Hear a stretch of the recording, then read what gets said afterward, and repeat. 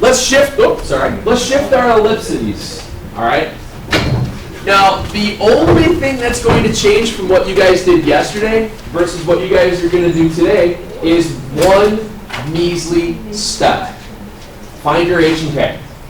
Find your center. From there, your A values are the same. Your A values are still going to be the distance from the center to the vertex. Your B values are still going to be the distance from your center to the co-vertex. And lastly, your C values are going to be the distance from the center to the foci. That doesn't change whatsoever. The only thing that's going to be different is the fact that your formulas are going to look like this. Notice the difference between what you guys were working with yesterday versus what you're working with today. It's just an H and a K thrown in with the X squareds and the Y squareds. Yes, sir? Same thing if the A squared is over the Y. Exactly. Everything is, everything is exactly the same as what you did yesterday. The only difference is that now we're adding a horizontal or a vertical shift component to it. That's it. Okay, that's it. So your two formulas are very similar. It's the quantity x minus h squared over a squared plus the quantity y minus k squared over b squared equals 1. That'll give me a shifted left and right ellipse. And then if I do it the other way around with the a squared underneath the y squared, it's shifted up and down. Question. Yes, sir. Could it, so when you say shifted, does that mean that it will always have 1, 0 in it? Or would it be like 3, 5? 3, 5. Okay, Or so 5, 0, or, but you'll always have some shift to it. H and K could be 0. They both, I mean, they probably won't be at this point, but yeah. Because you said or, so I was wondering if it was, you can only move the y-axis. No, you can move both axes. Okay. It's completely independent of one another. All right, that's a good question. You still find c squared by a squared minus b squared. That doesn't change. Yes, sir? Could it like move diagonally? We are not shifting diagonally. That is something you guys will do in pre-calc. You guys will work with the diagonal transversals, and you will work with that next year. It's not that more complex. Okay. I'll show you something here in a second. So let me walk you through how you graph something. You're going to be surprised at how really simple it is. Okay. Let's start with this. The quantity x minus 3 squared over 25 plus the quantity y plus 6 squared over 49 is 1.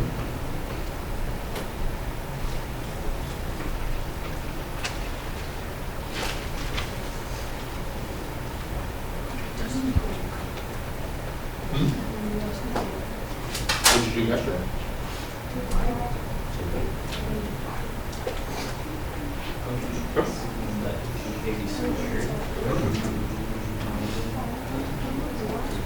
First thing you did yesterday was what?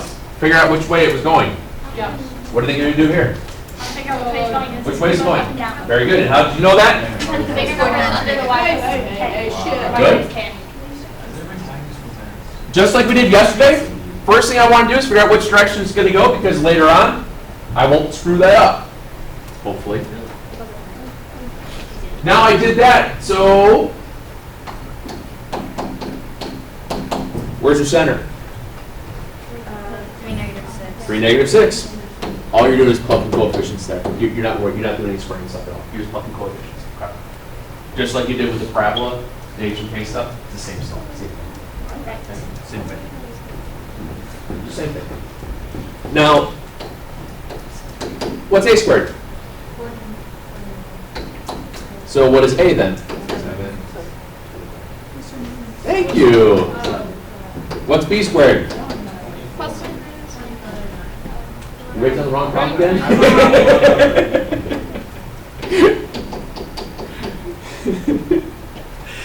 And lastly, how do you solve for c squared? Same thing. No. It's a squared minus b squared. It's not that annoying. So c squared is 24. So c is plus or minus, I heard you say it, Very good. Okay? From that, we now can do everything. You know all of your values. So here's what you do. You start at the center. 3, -6.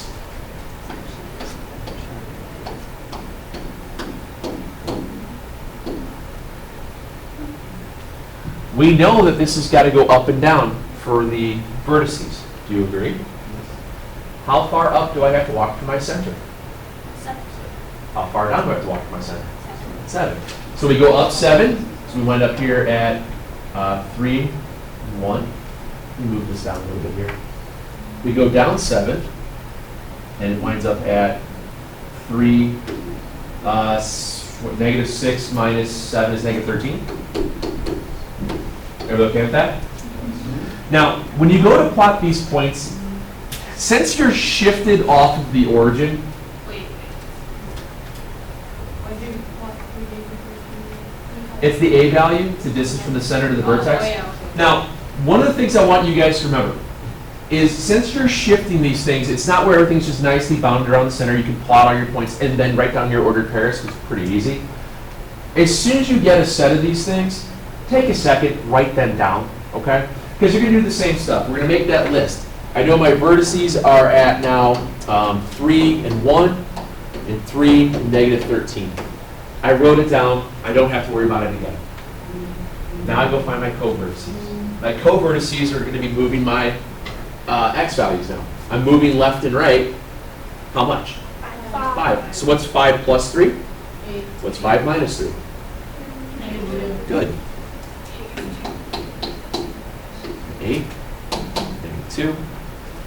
So my co-vertices, what was it? 5, -6, -2, -6. It is going to look ugly because I'm not giving you graph paper. There's no reason for it. Mine always looks like a diamond. So to get the vertices, Huh? you just add 7. Yeah, because what's your A value?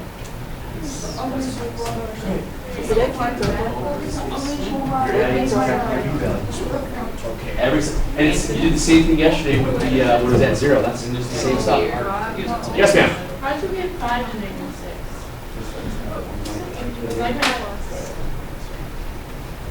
Did I read 5? I meant -2. I don't know why I wrote 5. Thank you. You already wrote -2. Oh, it's not 5. What's 5 more than 3? That's what I was thinking in my head. It's 8. Sorry about that. It's 8 -6. I was thinking I had to add 5 to it. I just wrote down 5. Sorry. Now here's the deal. Let's say you plotted that on your graph. You showed me your graph, and you went and made your oval. Everything's right, and all of a sudden you actually wrote 5 -6, but your dot is at 8 -6. Am I going to yell at you? No, because what I would probably do, I would probably go like this with my red pen to make you happy. Because you knew what you were doing, okay? You just made a stupid mistake like I do. It's okay. Smart people make mistakes too. Sure.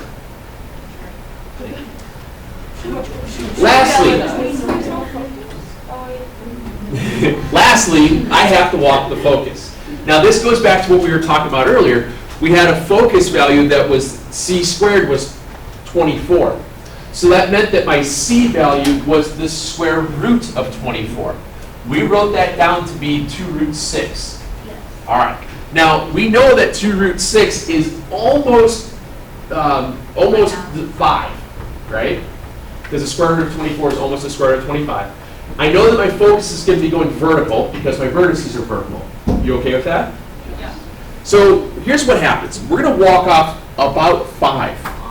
1, 2, 3, 4, almost 5.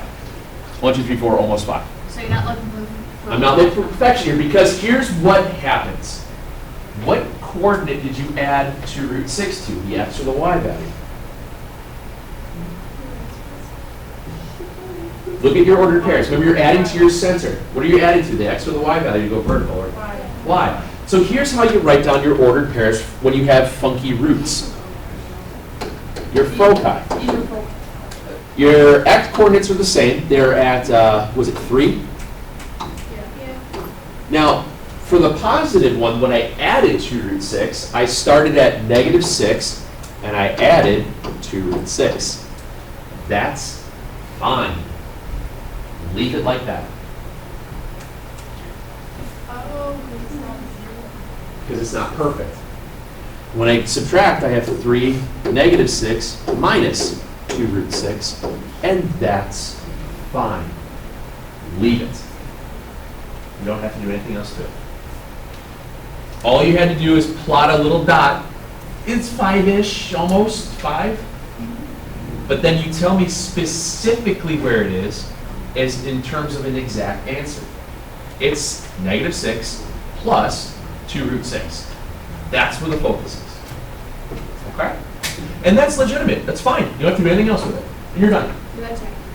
Oh, sorry, you're not done. You're drawing the Draw the old one. Oh, that's a focus. That's bad. Shh, don't yell at me. I wasn't Thinking about it. Oh, give it up. You know I can't draw. Is there any way to improve our drawings of ovals? No. I'm drawing this one students. What's that? It's a horrible idea. She said she's going to be a math teacher just so she can draw the pictures for the students. Make them good. Alex, a little bit learning. So you can learn the experience of So drawing. you're just like No, totally so shooting So you're it just down. telling me that I'm a jerk because I can't draw? I mean, okay, I could do this and press some buttons and make it look real fancy, Oh, cool. but You're giving us the real experience. I'm giving you guys the idea of perfection isn't always necessary. That isn't bad. See, you're Look mad. how close I was! So next time I don't get something right on the test, can I just say it? I don't know No. All right, this is not an art class. Could you guys believe for 1 second, I never took an art class? Yeah. Wait, but like, was it like not mandated when you were Correct. like, Yes, sir. Will there be any time in the near future that we have the equal not one? Yes. Equal to not one? Yeah, I'll show you that here in a second. Okay. Okay? Now, just like when we worked with parabolas and shifted parabolas and then ellipses, and before we shifted the ellipses, we started to write out equations of them given some information. We wrote equations with parabolas, knowing that you were at the center, if you had a directrix, or if you had a focus. Then you did that when you knew where your center was located, and then you had an ordered pair for your directrix, or excuse me, for your focus, or you had the equation for your directrix. Well, we're going to do the exact same thing with ellipses. What do you think the first thing I'm going to do is? Well, I'm not even worried about that yet. I'm just going to kind of plot what I know here. Because I know that an A value will always be from center to vertex, B is always going to be center to co-vertex, and C will always be center to focus. So if I'm starting with an equation of ellipse that has foci at 3, 5, and 3, negative 1, I'm going to plot that.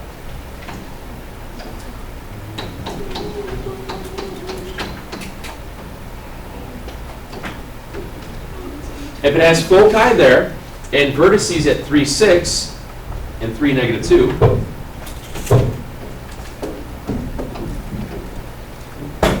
what direction is this moving? Very good. It's got to be going vertical, doesn't it? Remember, your vertex always looks at the focus. In conics, your vertex will look at the focus. So, we know it's going to be x squared, or one of these days I'll get it right, x minus h quantity squared over b squared plus y minus k over a squared. That's to equal 1. What don't I know here? B. I don't know b, but what else don't I know? H and k. Now, think about, it's easy, all right, Masiki, how do I find it? You take, wait, I already did this on paper, but, okay. So you take 5 minus negative 1 and divide it by 2. Correct. Like you said, split the difference. It's the midpoint. The midpoint, remember, the center is the midpoint of your focus. It's the midpoint of your vertex. Heck, it's even the midpoint of your... Correct. All right. So it works out really nice. And you're right, you split the difference here, and I think you wind up at 3 and 2. Okay? So my h and k is 3, 2. Now, remember when I would, what? Okay, so you did 5 minus 1? No, you add them together and cut it in half. You're finding an average. Okay. That's why you had that wrong. Think of it as midpoint. Okay. Now in this case here, the distance from the center to the vertex is what value? A. So how far up is 2 to 6? 4. So A is 4. The distance from center to focus is what letter? Okay, bueno. And how much is that? 3. So, what's 4 squared? 16. So A squared is 16. What is 3 squared? 9. And then how do you find B squared? You You un-7 it? No. What is it, the un-colwell? It equals 7. You're right. We go back to using the C squared value will equal A squared minus B squared. Okay? So now you know that B squared has to be 7. Do you know enough information to put all this together? Yep. Yes, sir. It's the midpoint of your vertices. It's the midpoint of your focus, or it's the midpoint of your 12 vertices. So you do 6 plus 2. That's 6 plus negative 2. Because I didn't have to worry about the y values, or excuse me, the x values, because it's all going to be on the same vertical. You haven't twisted them sideways yet to have the same slope, so we'll worry about that later. So let's see, you wind up with x minus 3 quantity squared over 7.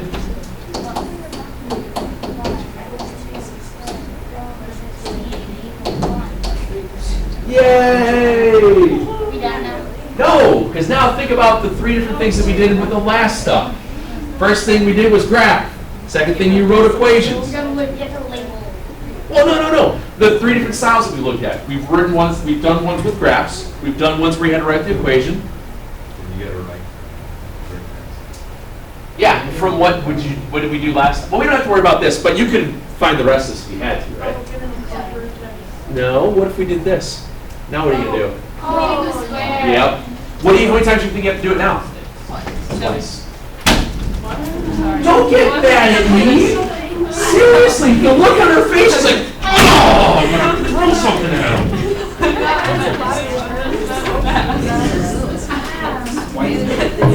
Seriously, the whole really wants to lose.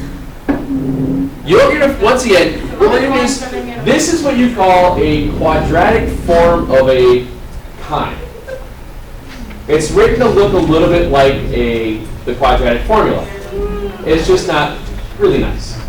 What we're going to do is convert it again into the standard form, your x minus h quantity squared, and so on. And in doing so, we're going to do the same procedure that you guys did with the completing the square with the parabolas. It's just, instead of doing it once, you'll have to do it twice. Same rules apply. What we're going to do now is get your x squares and your x's together, your y squares and your y squares together, and move the constants. Okay? So let's do that first.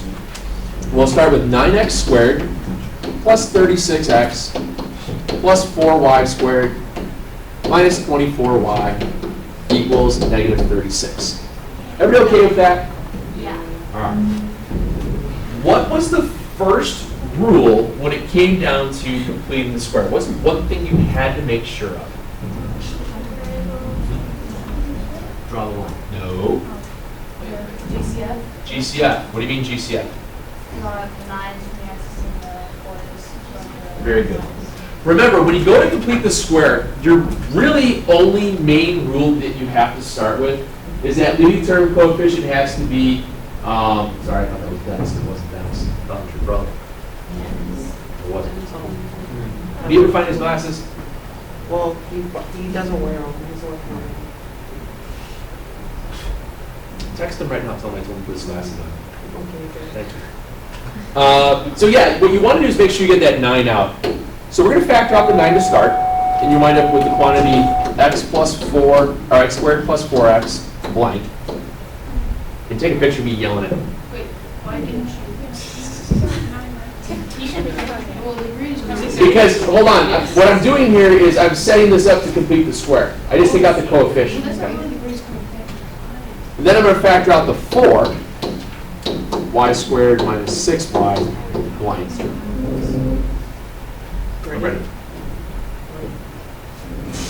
Dennis is a good kid. He just needs to wear his glasses.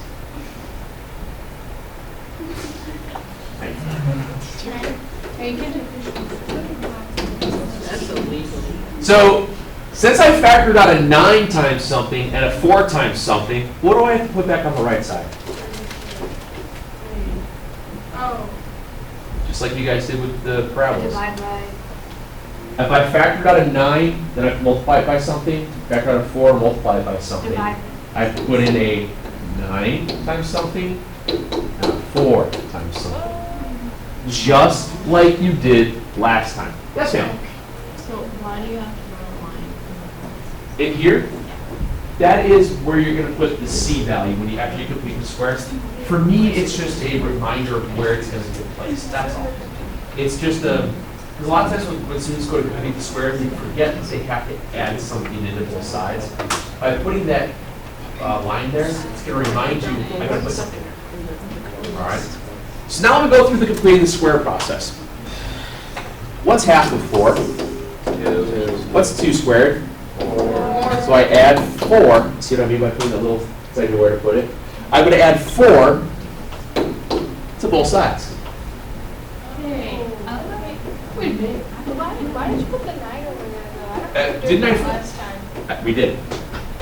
Yeah.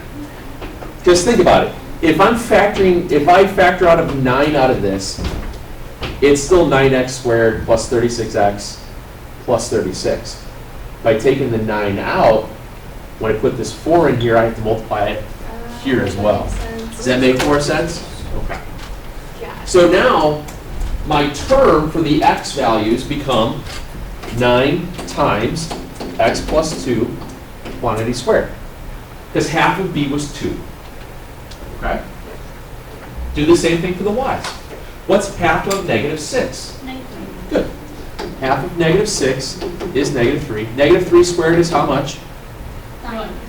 So I'm going to add 9 to both sides. Whoa, it's a same number. It's crazy. Is it always going to do that? No. So now my term here is going to be plus 4 times the quantity, x minus 3. Why? Sorry. Dang, that was spicy. Don't, sorry. Yes? On the next test, can you use the word reveal? Sure.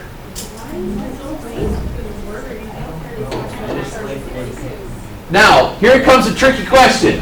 What's negative 36 plus 36? 7. 0 plus 36 is 36 again, so it's 36 up there. Very good. I was kidding. I wasn't serious. Notice I didn't even try to acknowledge that. No. All right, now Christian, this is what you were worrying about a minute ago. Instead of trying to fold money. Don't make paper airplanes, my friend. Why would you tell me? Christian, if I gotta get this equal to 1, what do I do? But By what? maybe 36. Negative 36. Wait. If you stop playing with paper and money, Oh, I did the wrong. Money is a real money. You wrote 36, shouldn't it be 0? I got to show my nuts. it's not gonna be 0 because, Andrew, it's not 36, or 0 because it's negative 36 plus 36 plus 36. Now, once again, this is kind of like an anomaly that all these numbers just kind of work out this way. It does happen. I try not to give you guys a lot of these style problems that really mess with you numerically. So you're going to see a lot of them that work pretty clean. So you wind up now with, oops, x plus 2 quantity squared over what? 4. Plus y minus 3 quantity squared over, 9. and it equals? 1. Could you graph that and everything without an issue now? Yeah. All right. It was. You wrote that down. You okay? I think a couple of the problems will ask you to do that. This is a longer process to go through all of it, but I mean, it's not rather difficult, but plotting this. Okay? Yes, sir. Yes, yes.